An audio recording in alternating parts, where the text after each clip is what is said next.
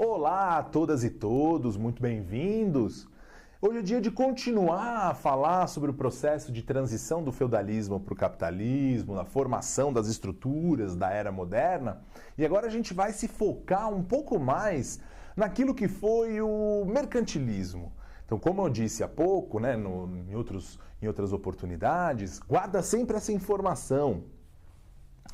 Absolutismo e mercantilismo andam de braços dados. O absolutismo é o sistema político, é o regime político, é a forma de organização política, que tem no mercantilismo um aliado, quer dizer, são faces de uma mesma moeda. Importante ter clareza a respeito disso. Se a gente já falou mais, se a gente já falou a respeito do absolutismo de maneira mais detida e detalhada, chegou a hora da gente fazer o mesmo com o mercantilismo. Então o objetivo agora é entender um pouco como foi que se organizou a estrutura econômica da Europa na era moderna sob o sistema denominado mercantilismo, que não é nada mais, nada menos do que o capitalismo. Só que o capitalismo na sua fase meramente comercial.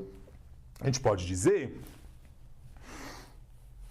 que o capitalismo ainda está em formação nesse contexto histórico.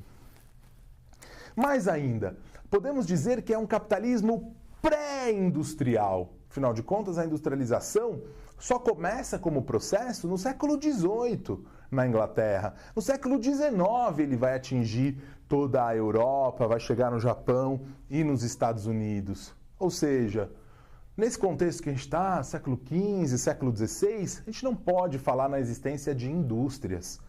Também não pode dizer que não existem máquinas.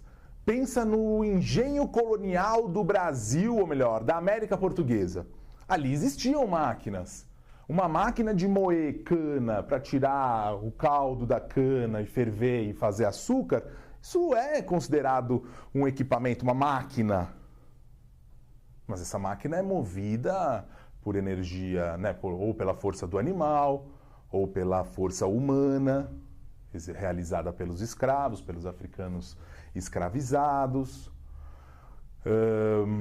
No século XVIII, na Inglaterra, vai surgir uma nova força motriz. Vai surgir justamente a força do vapor para movimentar as engrenagens. E isso é que vai produzir uma revolução no capitalismo, que é a chamada Revolução Industrial. Então, tudo que eu estou falando aqui agora é antes disso. É antes disso tudo. Ocorreu antes disso tudo. A gente está num contexto histórico pré-indústria. A gente está falando de um momento em que o capitalismo basicamente funciona a partir da comercialização de mercadorias. Mercadorias essas que, como a gente já viu, vinham do Oriente. Desde as cruzadas que as mercadorias começaram a ser trazidas do Oriente para ser vendidas na Europa, em feiras livres, etc. Quando o poder político se centraliza na figura dos reis, o mercantilismo, o capitalismo comercial ganha uma força que jamais tivera. Justamente porque é pelas mãos desses reis fortes, cujo poder ele exerce de maneira centralizada, que vai organizar o sistema capitalista e o mercantilismo para que ele ocorra de fato e permita que cumpra a sua função mais primordial. Qual é a função primordial do capitalismo na sua fase comercial? Enriquecer os países, os estados nacionais em formação. E é por isso que eu reuni essas 5 características que definem o mercantilismo. Vamos ver cada uma delas?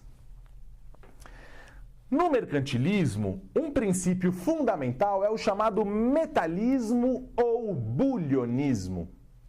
É a ideia, basicamente, a ideia de que quanto mais metais preciosos um Estado tiver acumulado em seus tesouros, mais poderoso ele é. Então, o acúmulo de metais preciosos é um princípio fundamental do mercantilismo, tanto quanto a existência de uma balança comercial favorável. Para quem não sabe o que significa balança comercial, Dá uma pesquisada, claro, sempre recomendável. Mas a ideia aqui é lembrar daquelas antigas balanças de feira que talvez alguns de vocês nem nunca tenham visto na vida. Essas balanças de feira funcionam com um sistema de peso e contrapeso. Imagine então o que é uma balança comercial favorável. A balança comercial favorável é aquela em que um país vende mais do que compra. Melhorando as expressões, os termos, exporta mais do que importa. Se você fizer, então, o saldo comercial vai ser positivo. Se acontecer o contrário, se um país importar mais do que exportar, aí o saldo comercial é negativo. Então tá aí. Ter uma balança comercial favorável é um pressuposto, é uma característica fundamental do modelo mercantilista, do capitalismo em formação nesse contexto histórico.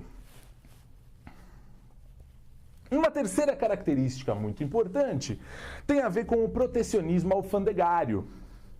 Alfândega, você deve saber, é o lugar onde, no porto ou no aeroporto, onde passam as mercadorias que vieram de fora.